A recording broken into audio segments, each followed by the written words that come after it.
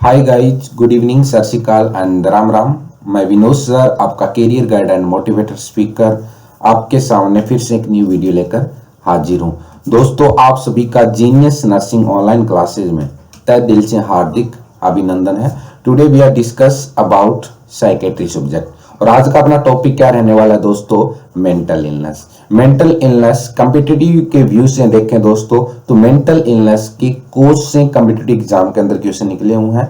इसके अलावा आगे भी अपने मेंटली इल पर्सन के साइन सिम्टम्स से रिलेटेड पढ़ेंगे। तो सबसे पहले मेंटल इलनेस क्या होती है वो आपको सीखना है। तो आइए दोस्तों जानते हैं मेंटल इलनेस की डेफिनेशन। तो डेफिनेशन के अंदर फर्स्ट वन क्या है दोस्तों? It is an imbalance. क्या बात बोल रहा है? It is an imbalance in person ability meeting human need and functionally effectively and comfortably. ये तो नॉर्मल डेफिनेशन है दोस्तों। एंड सेकंड वन देखें तो अकॉर्डिंग टू डब्ल्यूएचओ देखें तो clinically significant condition characterize by alteration. क्या है दोस्तों? Alteration in thinking, mood and behaviour associated with person distress and impaired functioning that is known as mental illness। तो simple सी बात है दोस्तों, मेंटल इलनेस क्या होती है?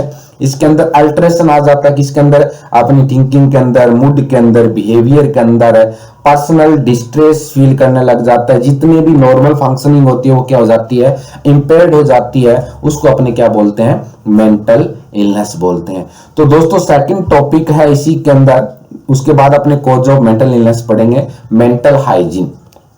तो मेंटल हाइजीन क्या होता है दोस्तों? तो मेंटल हाइजीन की डेफिनेशन देखें, measure to reduce the incidence of mental illness through prevention and early treatment and to promote mental health. तो मेंटल हाइजीन क्या होता है दोस्तों? मेंटल हाइजीन वो क्राइटेरिया है जिसके अंदर अपने मेंटल इलनेस को क्या करते हैं दोस्तों? मेंटल इलनेस के न्यू केसेस, इंसिडेंट्स का मतलब न्यू केसेस को क्या करते हैं? रिड्यूस करते हैं। इसके थ्रू, प्रिवेंशन के थ्रू, एंड अगर आ चुका है न्यू केस तो उसको अर्ली ट्रीटमेंट करते हैं और क्या करते हैं? To promote mental health, that is known as mental hygiene. Next है दोस्तों, concept of mental hygiene include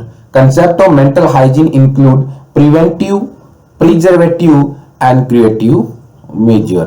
That is definition of mental hygiene। दो डेफिनेशन है, बिल्कुल इजी है, आपको मैंने इजी लैंग्वेज के अंदर बना के पुट कर दी है। नेक्स्ट है दोस्तों cause of mental illness. Cause of mental illness के ऊपर बात करें दोस्तों तो चार टाइप के कोज है नॉर्मली अपने पढ़ते हैं मेंटल इलनेस के अंदर। तो कोज ऑफ मेंटल इलनेस के अंदर बात करें तो factor of mental illness are divided into 4 key point. First one is biological factor, second one is physiological factor and third one is psychological factor and fourth one is socio culture factor. Clear है दोस्तों? तो चार type के factor है जो क्या करते हैं? मेंटल इलनेस के कोज माने जाते हैं। कौन कौन से? Physiological, biological, psychological and socio culture factor. आइए दोस्तों जानते हैं अपने वन बाय वन इन फैक्टर के बारे में। Physiological related to physical change, psychological and socio culture भी अपने पढ़ेंगे अभी। बायोलॉजिकल फैक्टर होता है दोस्तों, यहां से कॉम्पिटिटिव एग्जाम में क्वेश्चन निकला हुआ है। बायोलॉजिकल के अंदर तीन क्राइटेरिया में डिवाइड किया इसको, एक हेरिडिटरी, एक ब्रेन डैमेज एंड एक बायोकेमिकल जो न्यूरोट्रांसमीटर है। और न्यूरोट्रांसमीटर से साइकेट्री के अंदर कॉम्पिटिटिव एग्जाम में क्वेश्चन है वो पूछा जाता है। तो फर्स्ट वन बात करते हैं दोस्तों बायोलॉजिकल फैक्टर के ऊपर। तो बायोलॉजिकल फैक्टर से पहले मैंने एक की पॉइंट डाला है, it is difficult to pinpoint one cause of mental disorder although possible cause of mental illness are. मतलब एक पर्टिकुलर कोई पिन पॉइंट कॉज नहीं है जिसकी वजह से क्या हो रहा है कि मेंटल इलनेस हो रहा है। इसके डिफरेंट कॉज है, उसके बारे में अपने डिस्कशन अभी कर रहे हैं। तो फर्स्ट वन आपने देखा था बायोलॉजिकल फैक्टर। बायोलॉजिकल फैक्टर को अभी मैंने बताया था आपको कि तीन बायोलॉजिकल फैक्टर के अंदर तीन पॉइंट आते हैं, एक है hereditary, brain damage and biochemical factor. तो there are 3 biological factor. First one is hereditary, second one is brain damage and third one is biochemical factor. दोस्तों heredity, brain damage and biochemical factor. Heredity के अंदर क्या माना जाता है, ये माना जाता है कि one generation to another generation है वो मेंटल इलनेस होने के चांस है वो होते हैं। कैसे होते हैं फैक्टर मैंने डाला यहाँ पे, ब्रेन डैमेज भी डाला है यहाँ पे, एंड बायोकेमिकल भी फैक्टर भी अपने वन बाय वन पढ़ते हैं। तो फर्स्ट वन हेरिडिटी के ऊपर बात करते हैं। Many study show cause of mental defect are heredity. और हेरिडिटी का आपको पता होगा दोस्तों, one generation to another generation transfer होती है, जिसको क्या बोलते हैं अपने हेरिडिटी बोलते हैं। तो हेरिडिटी के ऊपर फैक्ट क्या है दोस्तों कि मेंटल इलनेस में be hereditary, may be hereditary if one parent has schizophrenia। अगर मम्मी या पापा के अंदर एक के है तो चांस कितना होता है शिजोफ्रेनिया का chance one generation to another transfer होने का 8%।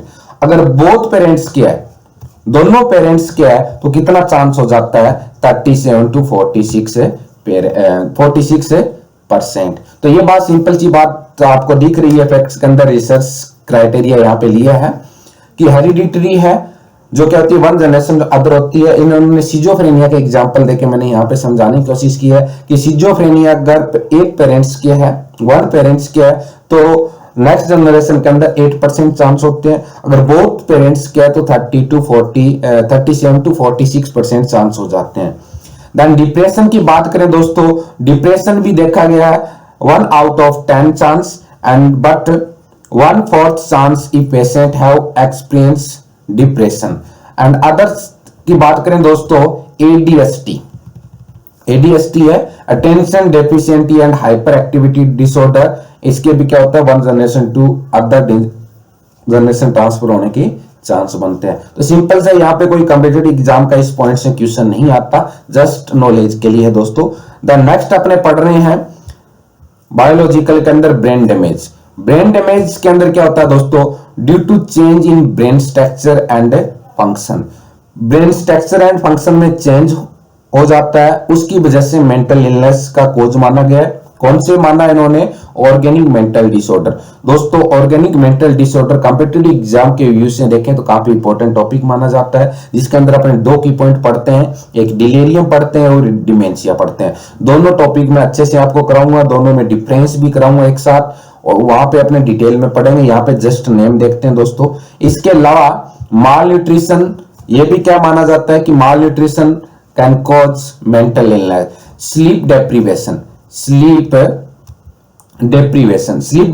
क्या होता है दोस्तों, स्लीप डेप्रीवेशन भी क्या होता है, माना जाता है कि मेंटल इलनेस होने के चांस है वो इंक्रीज हो जाते हैं। स्लीप डेप्रीवेशन का मीन क्या होता है दोस्तों, not getting the required amount of sleep. अगर आपको 6 to 8 आवर्स क्या है स्लीप लेनी है और आप वहां पे 3 to 4 आवर स्लीप ले रहे हो, तो उस कंडीशन में मेंटल इलनेस होने के चांस है वो इंक्रीज हो जाते हैं।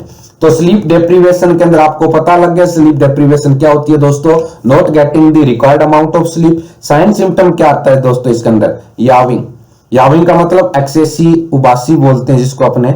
देन नेक्स्ट है दोस्तों फैटिग फील करता है पर्सन, इरिटेबिलिटी फील करता है, डिप्रेस्ड मूड हो जाता है। देन इसके अलावा फॉरगेटफुलनेस देखने को मिलती है and inability to concentrate. All over sign symptom mainly seen in sleep deprivation. Cause क्या माना जाता है दोस्तों इसका, स्लीप डेप्रीवेशन का कोज माना जाता है फर्स्ट वन इज स्ट्रेस। एक पर्सन है, इसको बहुत ज्यादा एक्सेस क्वांटिटी के अंदर स्ट्रेस है, related to job, related to family problem, related to other, तो ऑल ओवर स्ट्रेस होता है। आपको पता है स्ट्रेस के अंदर स्लीप डेप्रीवेशन देखने को मिलता है। The next one is school and job requirement. Excess quantity के अंदर स्कूल एंड जॉब रिक्वायरमेंट होती है, उस कंडीशन में देखने को मिलता है। या पुअर स्लीपिंग हैबिट का मतलब आजकल आपको सबको पता है दोस्तों, फोन आ गया और फोन का सबसे ज्यादा स्लीप डेप्रीवेशन ही देखने को मिलता है। कैसे, आप रात को 2 बजे तक 1 बजे तक चैटिंग लगे रहते हो, जिसकी वजह से आपकी नींद सुबह पूरी नहीं होती, क्योंकि सुबह मॉर्निंग के अंदर आपको मम्मी या पापा जल्दी जगा देंगे, क्योंकि उनको तो नहीं पता आप 2 बजे तक चैट कर रहे हो। तो यहाँ पे पुअर स्लीपिंग हैबिट डेवलप हो जाती है, क्योंकि अपने क्या होता है टीवी देख रहे हैं, फोन का यूज कर रहे हैं या अदर एक्टिविटी कर रहे हैं, जिसकी वजह से पुअर स्लीपिंग हैबिट है वो डेवलप हो जाती है, जिसकी वजह से स्लीप डेप्रीवेशन होने के चांस है वो इंक्रीज हो जाते हैं। तो ये तो अपने क्या पढ़ा दोस्तों, बायोलॉजिकल के अंदर पढ़ा है, क्या पढ़ा है अभी तक आपने पढ़ा है, हेरिडिटरी माना जाता है, ब्रेन डैमेज माना जाता है। तीसरा है दोस्तों बायोकेमिकल फैक्टर।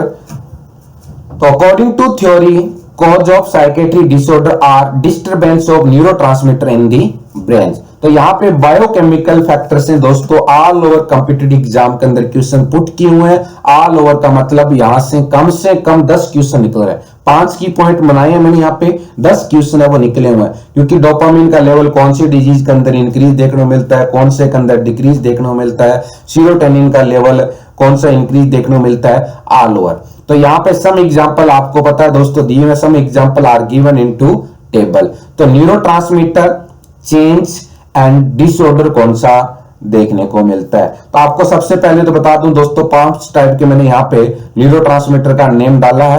फर्स्ट वन डाला है यहाँ पे डोपामाइन, क्लियर है, डोपामाइन सिजोफ्रेनिया के अंदर, डोपामाइन का सिजोफ्रेनिया के अंदर क्या होता है दोस्तों, लेवल इंक्रीज देखने को मिलता है। तो ये कॉम्पिटिटिव एग्जाम का क्वेश्चन बनता है दोस्तों, सिजोफ्रेनिया के अंदर डोपामाइन को, एक तो क्वेश्चन बनता है कि सिजोफ्रेनिया में कौन से न्यूरोट्रांसमीटर डिफेक्ट करता है। तो आपको सीरोटोनिन ऑप्शन में मिलेगा, डोपामिन मिलेगा, एड्रेनालिन मिलेगा, गाबा मिलेगा। तो वहां पे राइट आंसर क्या जाएगा, डोपामाइन। दूसरा आता है कि सिजोफ्रेनिया के अंदर डोपामिन का लेवल इंक्रीज होता है या डिक्रीज। तो ध्यान रखना दोस्तों इंक्रीज होता है, क्लियर है। देन सेकंड डिसऑर्डर दोस्तों ये सिजोफ्रेनिया, अभी आपको नेम याद रखना है। सिजोफ्रेनिया डिटेल में पढ़ेंगे, पार्किंसोनिज्म डिटेल में पढ़ेंगे, मेनिया भी डिटेल में पढ़ेंगे, डिप्रेशन भी डिटेल में पढ़ेंगे। सारे के ऊपर मैं वीडियो अपलोड कर दूंगा, क्लियर है। द नेक्स्ट है पार्किंसोनिज्म। पार्किंसोनिज्म के अंदर क्या होता है दोस्तों, पार्किंसोनिज्म के अंदर डोपामिन का लेवल होता है वो क्या होता है, डिक्रीज देखने को मिलता है, क्लियर है। नेक्स्ट है दोस्तों सीरोटोनिन। तो सीरोटोनिन कॉम्पिटिटिव एग्जाम का फेवरेट क्वेश्चन है दोस्तों, डिप्रेशन मेनिया के अंदर काफी बार रिपीटेड क्वेश्चन है कॉम्पिटिटिव एग्जाम के अंदर। तो सीरोटोनिन इज ए 5 हाइड्रोक्सीट्रिप्टामाइन और इसी को क्या बोलते हैं दोस्तों, 5-HT। तो ध्यान रखना दोस्तों सेकंड की पॉइंट के ऊपर, सीरोटोनिन कई बार ऑप्शन में नहीं दिया होता, कई बार ऑप्शन में 5-HT दिया होता है। तो 5-HT की फुल फॉर्म क्या होती है दोस्तों, 5 hydroxytryptamine, hydroxytryptamine that is full form of 5-HT, clear है। तो सीरोटोनिन का लेवल है दोस्तों, मेनिया आपको पता है मूड डिसऑर्डर होता है दोस्तों, और मेनिया के अंदर क्या होता है, सीरोटोनिन का लेवल है वो इंक्रीज देखने को मिलता है। एंड डिप्रेशन के अंदर क्या होता है, डिप्रेशन के अंदर सीरोटोनिन का लेवल है वो डिक्रीज देखने को मिलता है। सेम सिजोफ्रेनिया की तरह यहाँ पे क्वेश्चन है वो पुट किए जाएंगे दोस्तों। देन नेक्स्ट है दोस्तों adrenaline and NOR adrenaline. Adrenaline and NOR adrenaline का लेवल डिक्रीज देखने को मिलता है दोस्तों किसके अंदर, depression, OCD, Owaisi compulsive disorder, detail में पढ़ाऊंगा ये भी मैं, स्लीप एंड ईटिंग डिसऑर्डर, इनके अंदर क्या होता है दोस्तों, एड्रेनालिन एंड नोर एड्रेनालिन का लेवल है वो क्या देखने को मिलता है, डिक्रीज देखने को मिलता है। नेक्स्ट है दोस्तों एसिटाइल कोलिन। एसिटाइल कोलिन भी कॉम्पिटिटिव एग्जाम का फेवरेट क्वेश्चन बनता है दोस्तों। यहां से एसिटाइलिन कोलिन न्यूरोट्रांसमीटर है, इसका लेवल कौन सी डिजीज में इंक्रीज देखने को मिलता है, कौन सी डिजीज में डिक्रीज देखने को मिलता है। तो ध्यान रखना दोस्तों पार्किंसन डिजीज, पार्किंसन डिजीज के अंदर क्या होता है, एसिटाइल कोलिन का लेवल है वो इंक्रीज देखने को मिलता है। और डिमेंशिया के अंदर क्या होता है दोस्तों, डिमेंशिया के अंदर एसिटाइल कोलिन का लेवल है वो डिक्रीज देखने को मिलता है। नेक्स्ट है दोस्तों गाबा, और गाबा आपको ध्यान रखना, गाबा की फुल फॉर्म भी पूछी हुई है। और एंजाइटी से रिलेटेड क्वेश्चन पूछा जाता है कि एंजाइटी के अंदर कौन सा न्यूरोट्रांसमीटर डिफेक्ट होता है, तो आपको राइट आंसर डालना है वहां पे गाबा। गाबा की फुल फॉर्म, गाबा का लेवल इंक्रीज होता है क्या डिक्रीज, तो एंजाइटी डिसऑर्डर या मेंटल रिटार्डेशन के अंदर दोस्तों क्या होता है, गाबा का लेवल है वो डिक्रीज होता है। तो गाबा की फुल फॉर्म्स यहाँ पे डाली है मैंने, gamma amino butyric acid that is full form of GABA. And इसका लेवल है वो दोस्तों क्या होता है, डिक्रीज देखने को मिलता है किसके अंदर, एंजाइटी डिसऑर्डर के अंदर, मेंटल रिटार्डेशन। मेंटल रिटार्डेशन भी डिटेल में पढ़ेंगे, एंजाइटी डिसऑर्डर भी अपने डिटेल में पढ़ेंगे। तो ये दोस्तों अपने 3 फैक्टर पढ़े हैं। किससे रिलेटेड पढ़ा है कि 3 फैक्टर में सबसे पहले अपने बायोलॉजिकल फैक्टर पढ़ा जिसके अंदर hereditary, brain damage and biochemical factor है। हेरिडिटरी आपको पता है 1 जनरेशन है, अदर जनरेशन है कुछ रिसीव बिलीव करती है इसके ऊपर। ब्रेन डैमेज के अंदर डिमेंशिया हो गया, माल न्यूट्रिशन हो गया, एंड डिलीवरी हो गया। एंड बायोकेमिकल के अंदर न्यूरोट्रांसमीटर होते हैं, वो क्या करते हैं, मेनली रोल प्ले करते हैं मेंटल इलनेस के अंदर। क्लियर है दोस्तों। द नेक्स्ट है, अब अपने पढ़ेंगे सेकंड कोज, और सेकंड कोज आपको पता क्या है दोस्तों, सेकंड कोज है फिजियोलॉजिकल चेंज। फिजियोलॉजिकल चेंज से पहले मैंने की पॉइंट डाला था, नॉर्मली शिजोफ्रेनिया क्या होता है, जस्ट यहाँ पे एक बार डेफिनेशन देख लेते हैं, अदरवाइज तो डिटेल में पढ़ेंगे। शिजोफ्रेनिया के ऊपर काफी क्वेश्चन बनते हैं दोस्तों, positive symptom, negative symptom of schizophrenia, जो दिल्ली एम्स बार बार यहाँ से क्वेश्चन पुट करता है। इसके अलावा टर्मिनोलॉजी किसने दी थी, 4A सिम्टम क्या होते हैं, 4A बिलीवर सिम्टम क्या होते हैं, ऑल ओवर अपने डिटेल में यहाँ से पढ़ेंगे। तो शिजोफ्रेनिया क्या होता है दोस्तों, is a group of mental disorder in which disturbance mood, thinking and behaviour. Clear है। जिसके अंदर क्या होता है, मूड, थिंकिंग और बिहेवियर ऑल ओवर क्या होता है, डिस्टर्बेंस हो जाता है, उसको क्या बोला जाता है, शिजोफ्रेनिया बोला जाता है। तो सेकंड कॉज क्या है दोस्तों मेंटल इलनेस का, फिजियोलॉजिकल चेंज। फिजियोलॉजिकल चेंज के अंदर देखें तो due to change in body during puberty. तो जैसे जैसे प्यूबर्टी के अंदर क्या होता है, बॉडी चेंज हो जाती है, उससे थोड़ा सा स्ट्रेस, और उसकी वजह से क्या होता है दोस्तों, उसकी वजह से स्लीप डेप्रीवेशन जैसी कंडीशन डेवलप हो जाती है, अदर स्ट्रेस कंडीशन डेवलप हो जाता है, और मेंटल इलनेस होने के चांस डेवलप हो जाते हैं अगर उस कंडीशन अपने बाहर नहीं निकलते हैं। मेंस्ट्रुएशन, मेंस्ट्रुएशन नॉर्मल, अगर फीमेल के पास मेंस्ट्रुअल साइकिल जिसको मेनार्की बोलते हैं, अगर पहली बार आता है तो उस कंडीशन थोड़ा सा स्ट्रेस होता है, स्लीप डेप्रीवेशन की कंडीशन डेवलप होती है, लगता है कि हाँ ब्लीडिंग पहली बार हुई है, क्या होगा, क्यों हुई है। मदर होती है वो क्या करती है, गर्ल्स को ऑल ओवर उसके बारे में बताती है, बट ये बात नहीं है यहाँ पे। मेंस्ट्रुएशन अगर यहाँ पे नॉर्मल है, ठीक है, अगर किसी फीमेल के एक्सेस क्वांटिटी में ब्लीडिंग हो जाए, अब यहाँ पे क्या होगा, अब उसके दिमाग में आएगा क्या पता यूट्रस कैंसर हो गई है कि सर्विक्स कैंसर हो गई है, अब तो मैं मरूंगी, जिंदा नहीं रह पाऊंगी, इस टाइप के विचार आना स्टार्ट हो जाते हैं। अगर ये विचार कंटिन्यू रहेंगे तो क्या होता है, मेंटल इलनेस होने के चांस डेवलप हो जाते हैं।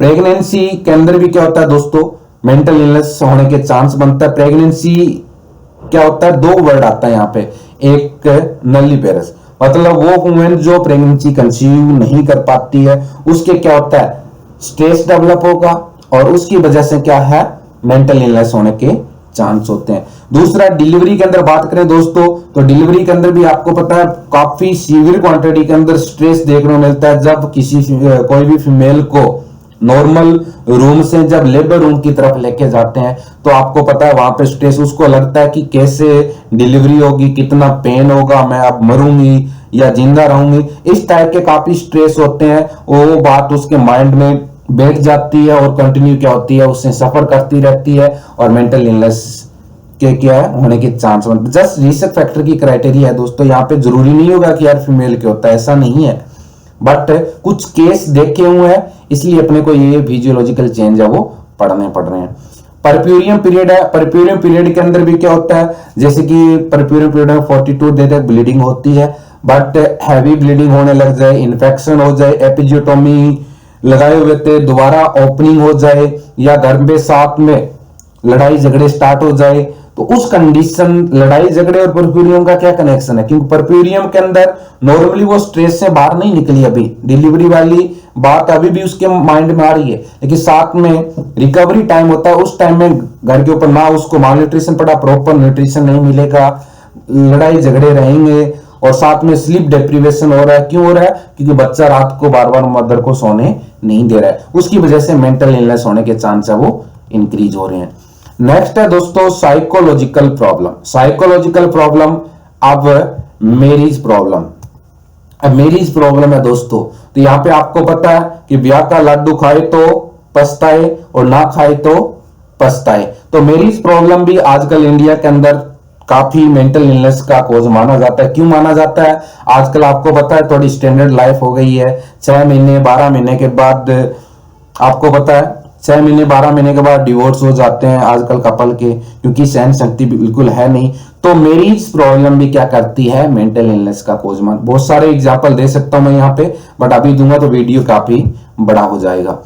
नेक्स्ट है दोस्तों सस्टेनेड IPR at home, working place, school and college. तो आपको पता है आईपीआर इंटरपर्सनल रिलेशनशिप होम के ऊपर किसी घर के साथ उसकी नहीं बनती है। एक पर्सन है वो बार बार लड़ाई करता है, किसी के साथ वो नहीं बोलता है। तो आप बताओ अगर किसी पर्सन नॉर्मल एक पर्सन है वो घर के किसी फैमिली मेंबर के साथ नहीं बोलता है, अकेला ही रहता है, अपना अकेला ही काम करता है, वही पर्सन जब वर्किंग प्लेस पे जाएगा, वर्किंग प्लेस ऑफिस में जा रहा है, वहां पे जितने भी कोलीग है उसके उनके किसी के साथ बात नहीं करता है। अगर एक स्टूडेंट है घर पे अकेला रहता है, स्कूल में जाता है, किसी के साथ कोई बात नहीं करता, ना कोई उसके फ्रेंड्स है, सेम कंडीशन कॉलेज के ऊपर अप्लाई होती है, तो ये कंडीशन डेवलप हो जाती है। उस कंडीशन में मेंटल इलनेस होने के चांस है वो डेवलप हो जाते हैं। नेक्स्ट है दोस्तों abnormal parent child behaviour. Abnormal parent child behaviour, एक गार्जियन है वो अपने जो भी मतलब चाइल्ड है, चाइल्ड के साथ बिहेवियर अच्छे से नहीं कर रहा। नॉर्मल बच्चा बात पूछ रहा है और नॉर्मल चीज की डिमांड करता है और डिमांड करते उसके अच्छे से क्लैपिंग कर देता है, मीन्स दो चार थप्पड़ अच्छे वाले लगा देता है। अब बताओ धीरे धीरे एक दीवार से बीच में डेवलप होने लग जाएगी और जिसकी वजह से क्या होता है साइकोलॉजिकल प्रॉब्लम स्टार्ट हो जाती है और साइकोलॉजिकल प्रॉब्लम आपको पता है can cause mental illness. Then next है दोस्तों socio culture factor. Socio culture factor mainly role play करता है, नहीं करता तो आप पता है मेरे को दोस्तों, मोस्टली जो मेरे वीडियो देख रहे हैं फ्रेंड सर्कल उनको तो पता है ठीक है पैसों की प्रॉब्लम क्या होती है, क्योंकि अभी जो जॉब लग गए हैं उनके पास पैसे आने स्टार्ट हो गए तो पीछे वाली बात भूल गए। लेकिन जो न्यू स्टूडेंट है उनको अभी पता है कि पैसों की प्रॉब्लम क्या होती है। पॉवर्टी गरीबी से रिलेटेड है। अगर आपका फ्रेंड है एक अच्छी बाइक लेके आता है आपके मन में आएगा, वो बात आप रात को सोते वक्त भी आपको 2 घंटे तक परेशान करेगी जब तक आपको नींद नहीं आती है। आपका फ्रेंड अच्छी ड्रेस ले आता है, आप नहीं ले आ पाते हो, लेकिन कुछ बोल के नहीं बताते, लेकिन मन ही मन में क्या कि भगवान ने मेरे को पैसे नहीं दिए, इसका बाप है वो इतना कमाता है, ये डेली डेली न्यू ड्रेस ले आता है, लेकिन मेरे को तो एक ही ड्रेस है, एक ही शादी में पहन के जानी पड़ती है, खान पीन ऑल ओवर्स है, वो चीज पॉवर्टी है, वो क्या करती है आपको पता है सोशियो कल्चर फैक्टर डेवलप होता है और सोशियो कल्चर फैक्टर के अंदर पॉवर्टी भी एक मेंटल इलनेस का कोज मानी जाती है। जैसे कि आपने दोस्तों बड़ी मेहनत करके 2 लाख साल के कमाए और घर के अंदर क्या हुआ गरीबी थी, ऊपर से कुछ ना कुछ और बीमारियां, किसी गार्जियन के, किसी भाई, छोटे भाई, बड़े बहन के कोई प्रॉब्लम हो गई, एडमिट कराया, 2 लाख रुपए हॉस्पिटल में लगे, और गरीब थे पास में थे वो भी चले गए तो और ज्यादा गरीब हो गए। अब मेंटल स्ट्रेस आना यहाँ पे स्टार्ट हो जाता है। अनएम्प्लॉयमेंट अभी आपको पता है दोस्तों लॉकडाउन के कारण वैकेंसी नहीं आ रही है, अदरवाइज कुछ ना कुछ फ्रेंड को जॉब मिलती। तो अगर आप अनएम्प्लॉयमेंट तो आपको कहीं पे भी जॉब नहीं मिल रहा, तो आपको पता है कई बार जॉब नहीं मिलता है, उसकी वजह से बहुत सारे पर्सन है वो इतने ज्यादा मेंटल इलनेस से सफर करते हैं कि सुसाइड जैसा कदम है उठा लेते हैं। इनजस्टिस, अगर आपके साथ न्याय नहीं हो रहा है ऑफिस के अंदर, घर के ऊपर, कहीं अदर फील्ड के अंदर, तो भी अपने क्या करते हैं इनजस्टिस फील करते हैं और क्या करते हैं सुसाइड जैसी कंडीशन डेवलप हो जाती है बहुत सारे केस के अंदर, तो अदरवाइज मेंटल इलनेस से सफर करने लग जाते हैं। इनसिक्योरिटी के ऊपर भी सेम रहेगा।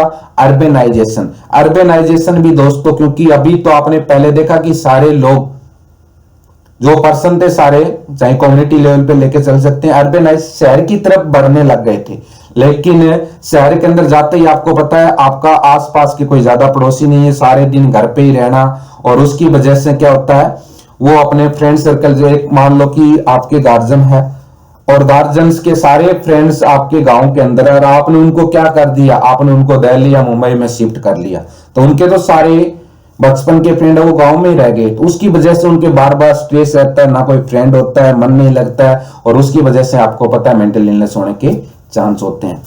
गेमलिंग, अब गेमलिंग एक्सेसिव क्वांटिटी के अंदर कोई पर्सन है बहुत ज्यादा जुआ खेल रहा है, जितने पैसे थे वो सारे उड़ा दिए, जब पैसे थे तब तो उड़ाता गया, लेकिन जिस दिन पैसों की कमी हुई उस टाइम उसको पता लगा कि भी तेरे पास कुछ नहीं है, तेरे फ्रेंड भी छोड़ के चले गए अब, और उस कंडीशन में मेंटल इलनेस से सफर करता है, और बहुत सारे पर्सन तो सब कुछ गवा के सुसाइड जैसी कंडीशंस को क्या कर लेते हैं अपना लेते हैं।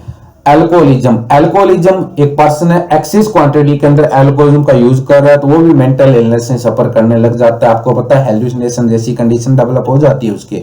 अल्कोहलिक पर्सन होता है जब तक दारू पिएगा तब तक रात को उसको कुछ नहीं दिखेगा, और जिस दिन दारू नहीं दी, एक्सेसिव क्वांटिटी वाले की बात कर रहा हूं, नॉर्मल वाले की नहीं, जो बहुत ज्यादा, जिसको सिंपल लैंग्वेज में बोलते हैं बेवड़ा, अगर वो पर्सन बहुत एक्सेस क्वांटिटी पे, अगर आप उसको दारू नहीं दोगे तो रात को विजुअल हेलुसिनेशन होगा।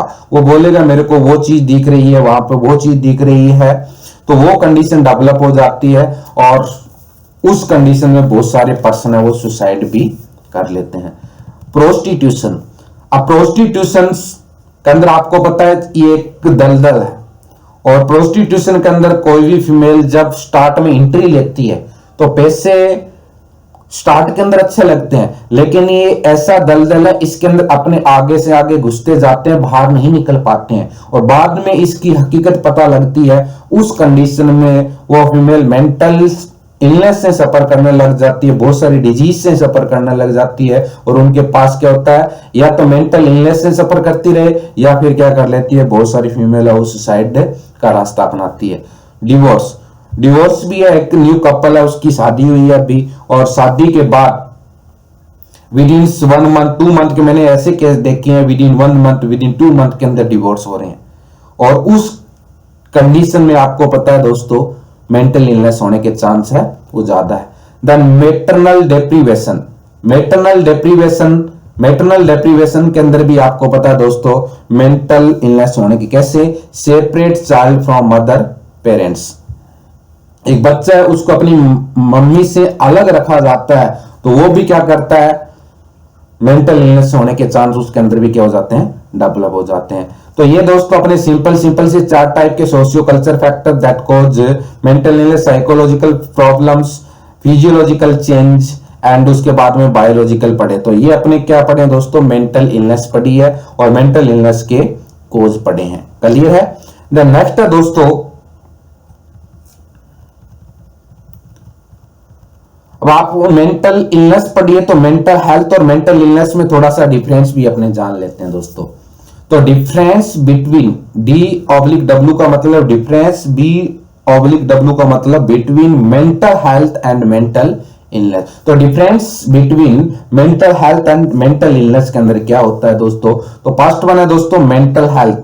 मेंटल हेल्थ और मेंटल इलनेस के अंदर डिफरेंस जान रहे अपने, मैंने दोनों को की पॉइंट के अंदर डिवाइड किया ताकि आप बेटर समझ को। तो accept self and other, mentally healthy person, mentally illness वाला पर्सन का कंपैरिजन किया है। तो मेंटली हेल्थी पर्सन होता है वो एक्सेप्ट करता है सेल्फ एंड अदर, अपने आप को करता है कि हाँ मेरे को इतना इंप्रूवमेंट करना है, मेरी यहाँ पे कमी है, मैं और ज्यादा कोशिश करूंगा, और दूसरों को ये एक्सेप्ट करता है। लेकिन ऐसा कुछ नहीं है। मेंटली पर्सन क्या होता है, person has poor self concept. Clear है। द नेक्स्ट है दोस्तों मेंटली, सेकंड की पॉइंट है mentally healthy person. Mentally healthy person able to cope up with stress. अगर स्ट्रेस होता है अपने आप सारे, जैसे कि मैं अभी आपको टीच करवा रहा हूं तो ऐसी बात नहीं है कि मेरे भी कोई प्रॉब्लम नहीं आती होगी, प्रॉब्लम आती है। मैं भी आपको अभी लॉकडाउन पे घर पे हूं, आपके लिए टाइम निकाल के वीडियो बना रहा हूं, क्योंकि कहीं ना कहीं किसी ना किसी पर्सन के कुछ ना कुछ काम होता है, आपको पता है। तो स्ट्रेस, एक हेल्थी पर्सन होता है उस स्ट्रेस को क्या करता है, उस स्ट्रेस को साइड में कर लेता है। जैसे कि मेरे को वीडियो बनाना है तो बनाना है, चाहे मेरे कितना ही स्ट्रेस है, तो मैंने उस स्ट्रेस को क्या कर दिया, साइड में कर दिया। इसका मतलब मेंटली हेल्थी पर्सन वैसे ही काम करता है, उसकी कितना भी स्ट्रेस हो लेकिन काम करता है, उस टाइम उस अपने स्ट्रेस को साइड में कर देता है। लेकिन मेंटली अनहेल्थी पर्सन वो क्या करता है दोस्तों, अनेबल, ऐसा नहीं कर पाता है। नेक्स्ट है थर्ड पॉइंट दोस्तों, mentally healthy person ability to form long lasting relationship. Mentally healthy person होता है वो जो रिलेशनशिप बनाता है उसको लॉन्ग टाइम तक निभाता है, लेकिन मेंटली अनहेल्थी पर्सन है, इलनेस वाला, वो ऐसा नहीं कर पाता है। नेक्स्ट है दोस्तों use sound judgement to make decision. तो यहां पे मेंटली हेल्थी पर्सन होता है दोस्तों, सेल्फ डिसीजन कैपेबिलिटी होती है, ले लेता है, लेकिन यहां पे मेंटली इल पर्सन होता है पुअर जजमेंट होता है, कोई भी डिसीजन नहीं ले पाता है। द नेक्स्ट है फिफ्थ पॉइंट दोस्तों, accept his responsibility. Mentally healthy person होता है वो अपनी रिस्पॉन्सिबिलिटी जानता है कि मेरे 2 बच्चे हैं, उनको पढ़ाना है, उनकी शादी करनी है, उनको एक वेल सेटल एनवायरनमेंट प्रोवाइड करना है। तो ये सारी की सारी रिस्पॉन्सिबिलिटी समझता है कौन, मेंटली हेल्थी। लेकिन मेंटली अनहेल्थी ऐसा कुछ नहीं कर पाता है, unable to accept responsibility. The next दोस्तों 6 नंबर पॉइंट है, नाउ हीज लिमिटेशन। वो अपनी लिमिटेशन, अपने को पता है दोस्तों, कहीं पे भी अपने जाते हैं, चाहे बाहर फ्रेंड सर्कल में जाते हैं, कितना भी इंजॉय करते हैं, लेकिन ये अपनी लिमिटेशन बाउंड्री को क्रॉस नहीं करते। लेकिन मेंटली अनहेल्थी पर्सन है वो अपनी लिमिटेशन बाउंड्री को क्या कर देता है, क्रॉस कर देता है। नेक्स्ट है दोस्तों, वर्क इफेक्टिवली एंड इंडिपेंडेंटली। क्या करता है, मेंटली हेल्थी पर्सन है वो क्या करता है, वर्क करता है, इफेक्टिवली करता है, इंडिपेंडेंटली करता है, मतलब किसी दूसरे पर्सन के ऊपर डिपेंड नहीं होता है। लेकिन मेंटली अनहेल्थी बोल सकते हैं अपने, मेंटली अनहेल्थी या मेंटल इलनेस से सफर करने वाला पर्सन है वो खुद इफेक्टिवली काम नहीं कर पाता, दूसरे पर्सन के ऊपर क्या होता है, डिपेंड होता है। नेक्स्ट है दोस्तों 8 नंबर पॉइंट है, can perceive reality. Mentally healthy person reality को परसीव करता है, हाँ कि मैं इतने पानी के अंदर इतना बाहर हूं, समझ गए। पानी का मतलब रियल पानी में नहीं जाना कि यहाँ पे मेरे पास इतनी मनी है, मान लो कि 5,000 है, 5,000 के अंदर 1 महीना गुजारा करना है मेरे को। लेकिन मेंटली अनहेल्थी पर्सन ऐसा कुछ नहीं कर पाता। The next 9th number point है, able to solve his problem. Mentally healthy person होता है वो क्या करता है, अपनी प्रॉब्लम को सॉल्व कर लेता है। लेकिन मेंटली अनहेल्थी पर्सन है can not solve the problem. Clear है दोस्तों, ये तो डिफरेंस था। कुछ मिसकंसेप्शन है यहाँ से दोस्तों, और एक्सेप्ट बेस के ऊपर क्वेश्चन आया हुआ है मिसकंसेप्शन से, मतलब है misconception about mental illness. Accept base पे कंप्लीटेड एग्जाम में क्वेश्चन पूछ लिया था, इसलिए मैं आपको ये सारे की पॉइंट है वो डाल रहा हूं यहाँ पे। तो मिसकंसेप्शन क्या है, मेंटल इलनेस से रिलेटेड। मिसकंसेप्शन का मतलब है कि मेंटल इलनेस किससे रिलेटेड है, बहुत सारे पर्सन होता है उसको पर्टिकुलर किसी डिजीज से रिलेटेड मानते हैं। तो अपन यहाँ पे मिसकंसेप्शन पढ़ रहे हैं। फर्स्ट मिसकंसेप्शन है कि misconception that mental health is not related to physical health. तो मिसकंसेप्शन है ये अपने एक मतलब झूठी भ्रांति, तो फिजिकल हेल्थ से रिलेटेड नहीं है रियल के अंदर, क्योंकि मेंटल हेल्थ है और फिजिकल हेल्थ अपनी बॉडी का ध्यान नहीं रख पाता है, पर्सन हाइजीन मेंटेन नहीं कर पाता है mentally ill person. Then next है दोस्तों, patient with chronic illness like cancer, arthritis, diabetes can develop mental abnormality such as anxiety, depression या ड्रग अब्यूज। तो ऐसा जरूरी नहीं है कि किसी के कैंसर है या किसी के कैंसर है या किसी के डायबिटीज है उसी के मेंटल इलनेस, ऐसा नहीं है। तो ये भी एक कंसेप्शन बना, किसी के कोई क्रोनिक इलनेस होती है उसकी वजह से मेंटल इलनेस डेवलप होती है। नेक्स्ट मिसकंसेप्शन है कि misconception that mental illness cause not known. Clear है कि मेंटल इलनेस का कोई कॉज नोन नहीं है। नेक्स्ट की पॉइंट है दोस्तों, misconception that not effective treatment is available. Misconception झूठी भ्रांति बनी हुई कि किसी की एक बार मेंटल इलनेस होगी वो ठीक नहीं होगी क्योंकि इसका कोई बेटर ट्रीटमेंट नहीं है। आजकल सब कुछ पॉसिबल है, ट्रीटमेंट भी है, लेकिन एक मिसकंसेप्शन बना हुआ है मेंटल इलनेस से रिलेटेड। नेक्स्ट मिसकंसेप्शन क्या है दोस्तों, misconception that mental illness once acquired is life long, कि एक बार किसी पर्सन के हो जाती है वो लाइफ लॉन्ग रहेगी, ऐसा भी नहीं है। आप प्रॉपर साइकेट्री डॉक्टर के पास जाते हो, साइकोलॉजिस्ट से एडवाइस लेते हो, ट्रीटमेंट प्रॉपर लेते हो तो मेंटल इलनेस से अपने वापस बाहर भी निकल सकते हैं। नेक्स्ट है दोस्तों, mental misconception that abnormal behaviour is always bizarre behaviour. तो यहाँ पे एक्सेसिव मूवमेंट, जैसे कि आई कॉन्टैक्ट, आई से मूवमेंट करना, देन फोरहेड से मूवमेंट करना, बात कर रहा है बार बार नोज को टच करना, ऑल ओवर अबनॉर्मल बिहेवियर है वो देखने को मिलता है, यहाँ पे ये माना जाता है। नेक्स्ट है दोस्तों, misconception that normal person will never be abnormal. ये कहा कि एक नॉर्मल पर्सन हो कभी भी अब नॉर्मल नहीं हो सकता। ये भी क्यों नहीं हो सकता? क्योंकि भी साइकेट्री डिजीज बनी है तो किसी भी पर्सन की हो सकती है, कब ट्रेजेडी हो जाए किसी को कोई मालूम नहीं है। नेक्स्ट है दोस्तों, मिसकंसेप्शन गोस्ट कोज मेंटल इलनेस। माना जाता है कि भूत होते हैं वो क्या करते हैं, मेंटल इलनेस का कोज करते हैं, तो ऐसा भी नहीं है। देन नेक्स्ट है misconception that mental illness are contagious. मतलब क्या मेंटल इलनेस है एक पर्सन से दूसरे पर्सन के भी लग सकती है, ये भी मिसकंसेप्शन, ऐसा नहीं है, ये कभी एक पर्सन से दूसरे पर्सन के नहीं लगती। द नेक्स्ट है marriage can cure mental illness. तो भी मैरिज तो आजकल ऊपर पढ़ा था आपने, अभी मैरिज तो आफियत बनी हुई है, तो मेंटल इलनेस है वो मैरिज है वो क्या करती है, क्योर नहीं करती। तो ये अपने छोटा सा टॉपिक था दोस्तों, आशा करता हूं आपको अच्छा लगेगा। और कल का वीडियो आपको कल मॉर्निंग के अंदर मिल जाएगा, 5 to 6 AM के बीच के अंदर आपको एक वीडियो मैं पुट कर दूंगा। थोड़ा सा रेडी हो जाना, कल से मॉर्निंग में वीडियो डालने की मैं कोशिश करूंगा कि थोड़ा सा इवनिंग में मेरे को वक्त कम मिलता है। Thank you my dear friends.